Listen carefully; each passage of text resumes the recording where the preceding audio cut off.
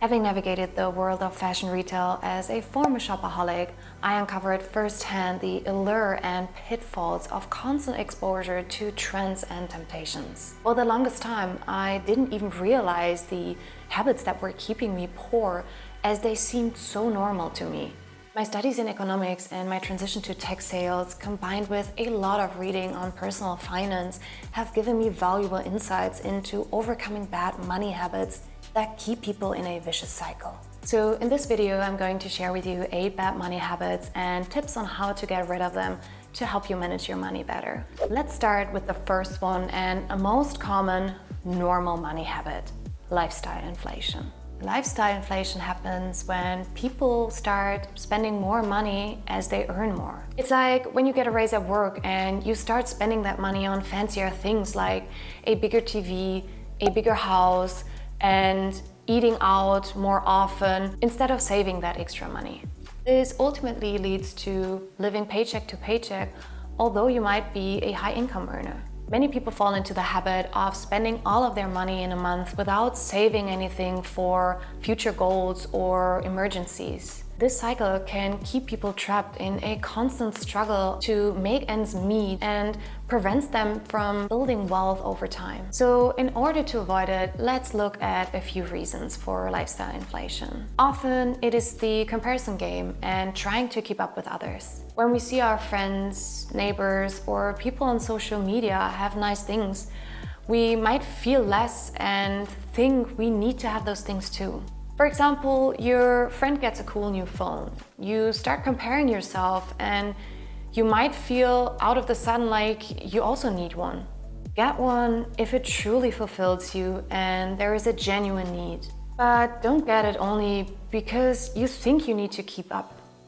All that does is create an illusion of self-worth. On top of that, we see ads, commercials, influencers everywhere telling us to buy more and more things. And the more important it actually becomes to not confuse your wants with your needs. If you don't differentiate between essential needs and impulsive wants and don't live below your means, you will end up with unnecessary spendings, reducing your chance of financial freedom in the long run. What has helped me a lot is setting my own personal savings goals and internalizing that everyone is on a different financial path. Yet I make sure to intentionally spend my money on things that truly bring me joy, which I always include in my budget plans. Many people made it a habit to use credit to buy items to afford certain things. They end up paying high interest rates and lose money in the long run. Often the culprit is instant gratification, because otherwise we would only buy things that we could actually afford at this very moment. If you truly want something, delay gratification and first save money for it. That way you can pay up front to avoid accumulating high interest rates, especially from credit cards. Develop patience for saving before buying and only buy items with cash you have on hand. Use your credit card responsibly. I have seen plenty of people using their credit card and overspending for rewards. Only use it for purchases you would do anyways and pay off balances immediately. For example, if I want to buy something and I currently don't have the money for it, I set up a separate savings fund for it and only purchase the item once I have saved up enough money. I only make an exception when I truly save money, for example, during a special promotion, and only if the item has been on my wish list for a long time. Mismanaging your income often results in overspending on non-essential items or failing to budget effectively, which leads to financial instability and makes it harder for you to save money. These behaviors can create a cycle of debt and hinder your long-term wealth building efforts. It can also create an overall feeling of unhappiness because you feel unable to afford certain milestones in life. For me, a significant turning point was to adopt the practice of paying myself first.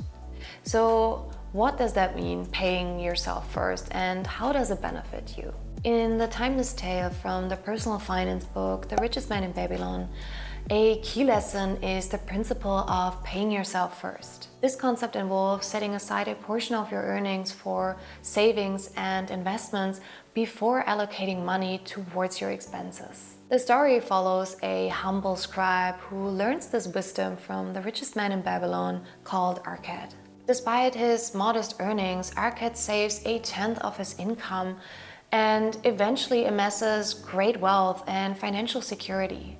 This practice of prioritizing self-investment over immediate wants or needs laid the foundation for his prosperity.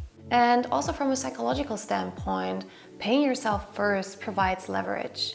For example, it taps into the concept of mental accounting, where people mentally put their income in different categories like savings, expenses, or investments to make better financial decisions. Mental accounting affects how people budget and spend their money. Someone may be more willing to spend money from their discretionary fund account than from their savings or emergency fund, even if the total amount available is the same. Also, the way how financial information is presented or framed can influence mental accounting. For instance, receiving a $100 discount on a $200 item may be perceived differently than receiving a $100 discount on a $1,000 item, even though the actual savings are the same.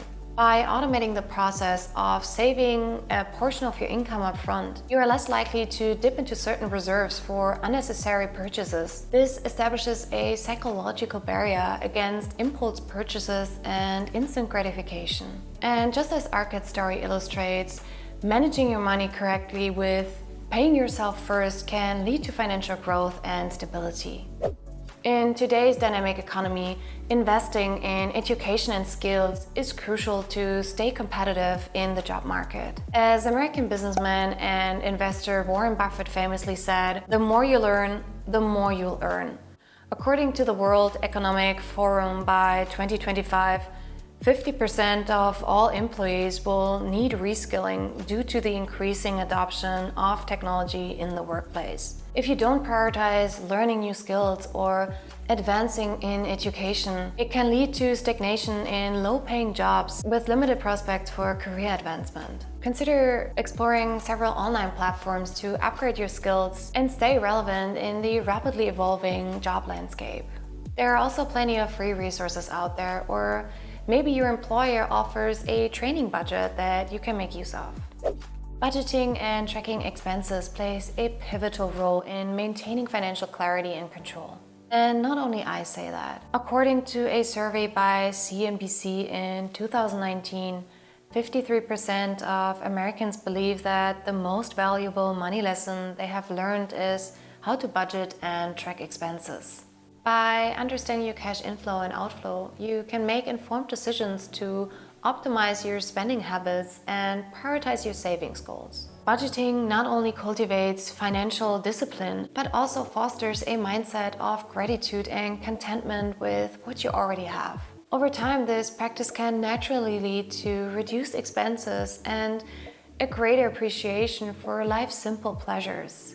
For me, financial well-being is not just about the numbers in my bank account, but also the peace of mind that comes with being in control of my financial situation. Establishing an emergency fund worth 3 to 6 months of living expenses is a vital financial safety net. Research by the Federal Reserve shows that 4 in 10 adults wouldn't be able to cover an unexpected $400 expense without borrowing money or selling possessions. Not having an emergency fund can lead to being reliant on high-interest credit cards in times of financial uncertainty, which increases your debt burden in the long term. For example, a medical bill of $1,000, which is paid with a credit card with an annual average percentage of 16%, could result in accruing roughly $160 if not paid off immediately. Understanding the power of compounding interest is crucial, as that can quickly snowball if not managed effectively. By building up an emergency fund, you can protect yourself against unforeseen financial shocks and avoid falling into a cycle of high interest debt. And speaking of compounding interest, it can also be used for the positive in helping you increase your savings when invested correctly. However, overcoming the fear of investing is a crucial first step towards building long-term wealth. Letting fears guide your financial decisions can hinder your wealth accumulation in the long run. Leaving money in a savings account might seem safe, but it doesn't keep up with inflation and loses its buying power over time. So without taking action, you will lose money to inflation by keeping it in your regular savings account. To combat this, explore certain investment options. Start by educating yourself on investment basics and gradually diversify your portfolio to mitigate risk. For example, exchange-traded funds, short ETFs, that offer diversified exposure to the market with relatively low risk and maintenance requirements. Or if you're not quite there yet, at least put your savings on a high-yielding savings account to beat inflation. There are actually legal ways to minimize tax expenses through understanding tax rules and tax-advantaged investment accounts. Over the last decade, I have done my tax declaration in 3 different countries, and it definitely paid off learning about the tax laws of each one of them. In some countries, you can write off things like donations or the expense of your office room for remote work. Whereas in others, you could only write off interests for mortgages and student loans or medical bills. Every country has different tax laws, and it can only benefit you getting acquainted with them.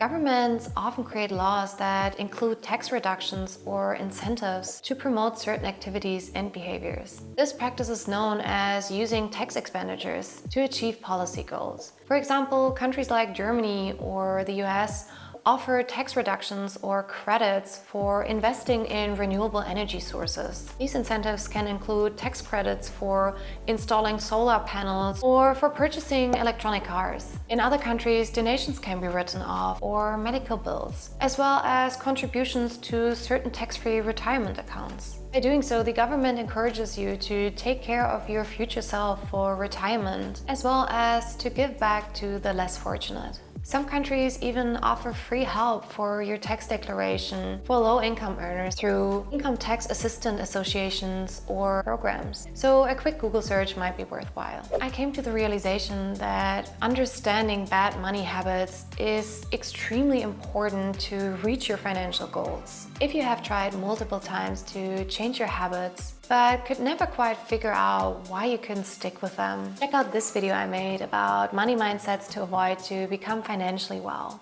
Or this one about the 7 levels of financial freedom. If you found this video helpful, it would mean the world to me if you would give this video a thumbs up, hit the notification bell as well as the subscription button, and join the community as it grows. So see you next time. Bye!